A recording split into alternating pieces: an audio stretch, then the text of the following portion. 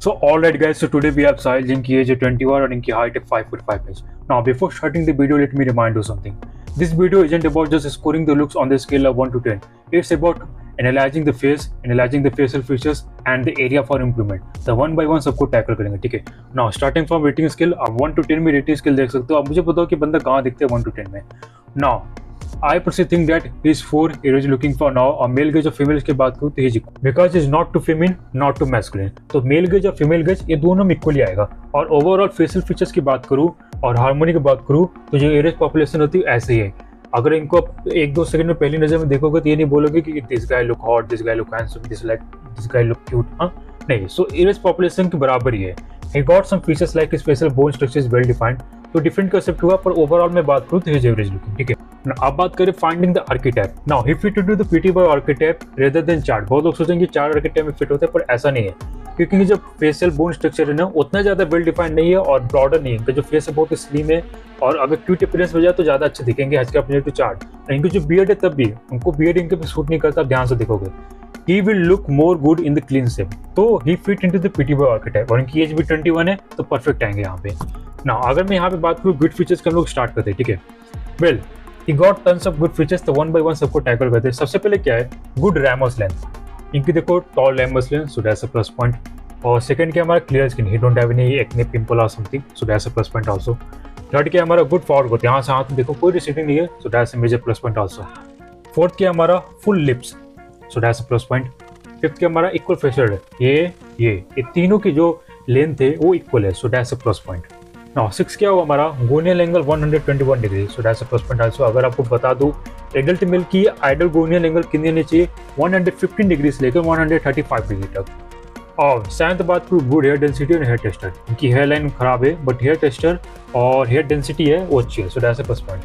Now eight बात करें decent jaw line visibility, his jaw line is well defined और sharp enough. और ninth क्या हमारा lower set prominent cheekbones. Cheekbones क्या लोअर सेट है बट प्रोमिनेंट इनफ है, so that's a major plus point. अब बहुत लोग बोलेंगे भाई लोअर सेट चिकबोन्स बैड फीचर्स में आता है, पर ऐसा नहीं है. अब जॉनी डिप को देख लो. नाउ अब हम बैड फीचर्स की बात करें तो सबसे पहले इनके बैड फीचर्स क्या है, big forehead and bad hair line, so that's a major negative point. और सेकंड क्या हमारा अनकिप्ड आईब्रोज. यहाँ पे देखो इनके आईब्रोज जो है ना बहुत ही ज्यादा ब्रूसी है और अनकिप्ड लग रहा है, बहुत छोटा और यहाँ पे बहुत ब्रूसी, यहाँ पे बहुत ही चौड़ा हो गया है, so that's a negative point. और सेकंड क्या हमारा too much upper light exposure, we can see that pre eyes. यहाँ पे देखो अपर लाइट एक्सपोजर बहुत ही ज्यादा है और स्कल के बहुत ही बाहर इनका आइज रेट है, so that's a negative point. और फोर्थ क्या हमारा टू मच आई स्पेसिंग. यहाँ पे देखो आई स्पेसिंग बहुत ही ज्यादा है, so that's a negative point. और फिफ्थ बात करें तो ओवरऑल लैक ऑफ ग्रूमिंग. और सिक्स हमारे average facial harmony due to lack of grooming. इनकी जो फेशियल हार्मोनी इतनी अच्छी नहीं है. और सेवंथ बात करें beard doesn't suit his face. मैंने यहाँ पे स्टार्टिंग में बोला था इनकी बियर्ड उनके फेस को सूट नहीं करी है, ठीक है. और 8 क्या हमारा स्मॉल स्किन. साइड से देखोगे इसको चीन का जो है पूरा वो हल्का रिसेस्ड भी है और हल्का छोटा भी है, सो दैट्स नेगेटिव पॉइंट.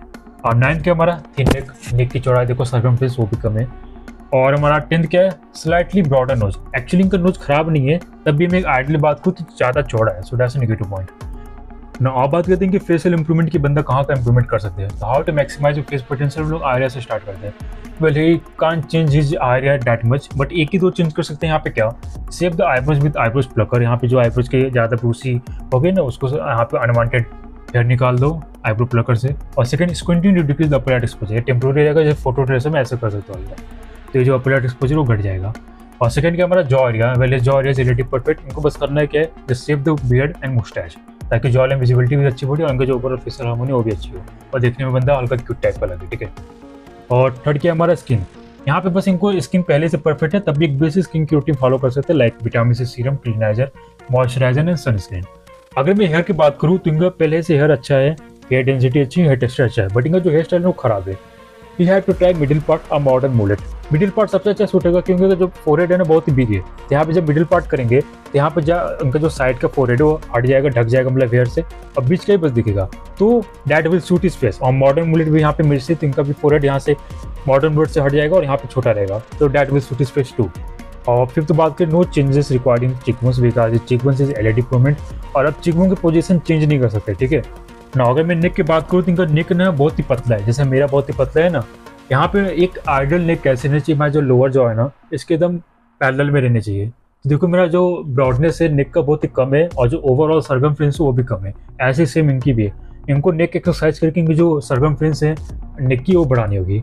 और 7th क्या हमारा नोज है। Well his nose is perfect, but हल्का चौड़ा है, पर उसको चेंज नहीं कर सकते, ठीक है। So no changes required. Lips क्या है, इनके लिप भी पहले से परफेक्ट है, बस हल्का ड्राई और चैपी लग रहा है। So lip balm with SPF will fix that.